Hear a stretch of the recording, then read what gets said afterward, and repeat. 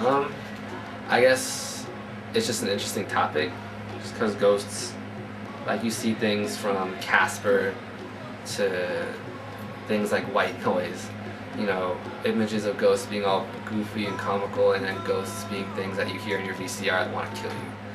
And it's just like, it's a total spectrum of images and type of visual effects that they try to feed you. That they being the media, the way they skew ideas.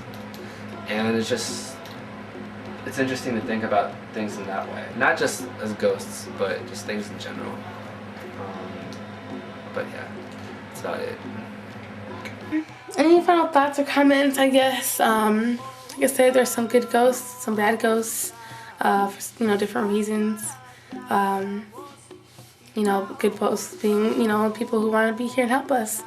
People want to be here, and they still have a task to do, whether it is watch out for a family member, spread good messages against the evil ghosts, And I think that evil ghosts or bad ones exist because early death, bad death, bad situation of dying.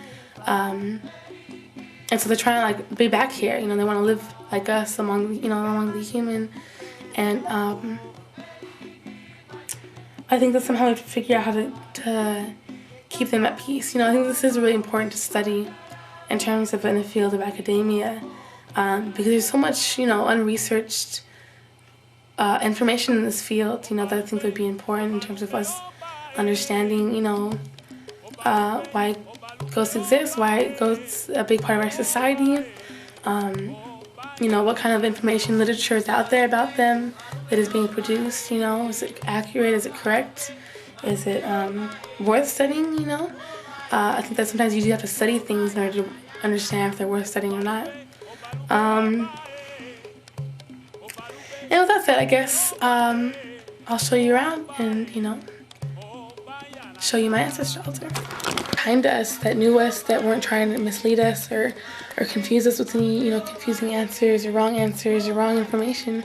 So, and then again, having that, there's unfortunately, there's that tinge of fear, but also because that it is possible, that they can come and they can inhabit your space. So be careful who you're talking about, and respect all the beings that are around you.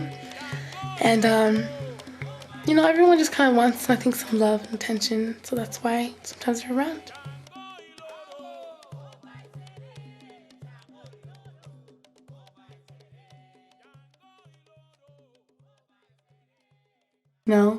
One being that it was supposed to be pure white, so I guess I kind of